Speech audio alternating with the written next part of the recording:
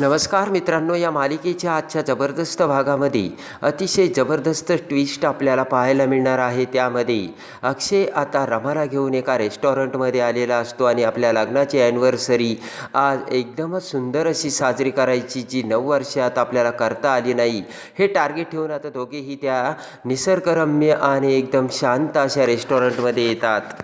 आता इकडे शशिकांत हा घरी असतो आणि त्याने आजारी असण्याचं नाटक केलेलं असतं। तेवढ्यात रेवा आता शशिकांतला सूप घेऊन येते आणि त्यानंतर आता लगेच शशिकांत म्हणतो, रेवा तुझ्यासारखी सून माझ्या पाठीशी असली तर मला काहीच काळजी नाही। तर रेवा म्हणते की बाबा मला अक्षयची काळजी वाटते, आपल्या बाजूने केस आपण जिंकू ना। तर शशिकांत म्हणतो त्याची तू काळजीच करू नकोस।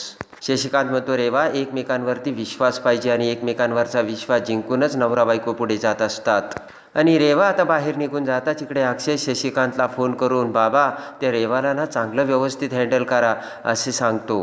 इकडे आता अक्षय हा रमाला घेऊन आता बेडरूममध्ये येतो आणि बेडवरती आता एवढा आलिशान सुंदर असा बेड बघून अक्षय बेडवरती पडत रमाकडे बघतो आणि म्हणतो की अगं किती सुंदर दिसतेस तू। तर रमा आता लाजून चूर होते आणि इकडे आता सजवलेल्या रूममध्ये अक्षय आणि रमा आता सरबत घेण्यासाठी तिथे येतात। तर प्रेमचंद हा नोकरसुद्धा तिथेच असतो।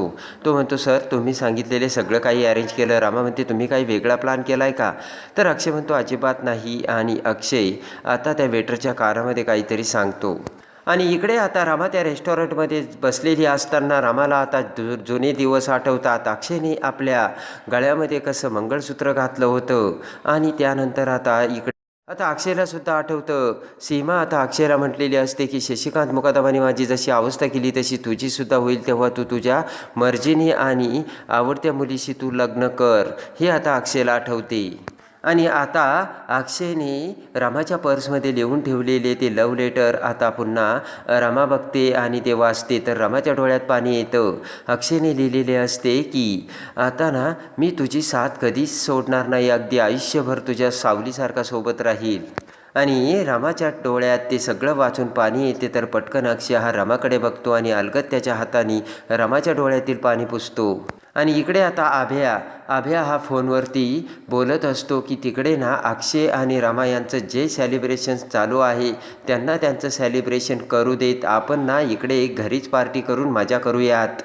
आणि आता आनंद समोर आता आभ्या ते बोलत असताना रेवा आता समोर येते आणि आभ्याचं ते सगळं बोलणं ऐकते। तर इकडे आता आभ्याने आणि आनंदने मोठी सेलिब्रेशन जंगी पार्टी घरामध्ये ठेवलेली असते। तर रेवा आता विचार करू लागते आणि त्यानंतर आता त्या फुग्यावरती आभ्याने लिहिलेले असते की हॅपी ॲनिव्हर्सरी रमा आणि अक्षय।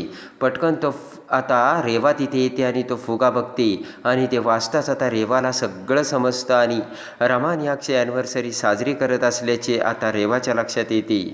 आणि लगेच आता रेवा तिच्या आईला फोन करते आणि म्हणते की एक कार माझ्या घराच्या लगेच शेजारी पाठव। आणि लगेच आता त्या कारमधून रेवा आता पटकन त्या रेस्टॉरंटमध्ये येते आणि ती कार बघताच आता इकडे रेवा आल्याचे अक्षयला कळते। आणि आता रेवा आल्याचे कळताच अक्षय रमाला म्हणतो की रेवा आली आणि लगेच आता अक्षय हा रमाला घेऊन दुसरीकडे जातो। तर आता रेवा ही रमा अक्षयचा प्लॅन फ्लॉप करणार का? तर रेवाला फाट्यावर मारून रमा आणि अक्षय आता त्यांची ॲनिव्हर्सरी कशी साजरी करणार हे बघण्यासाठी आणि या मालिकेच्या डेली अपडेटसाठी आपल्या चॅनलला लाईक करा, सबस्क्राईब करा।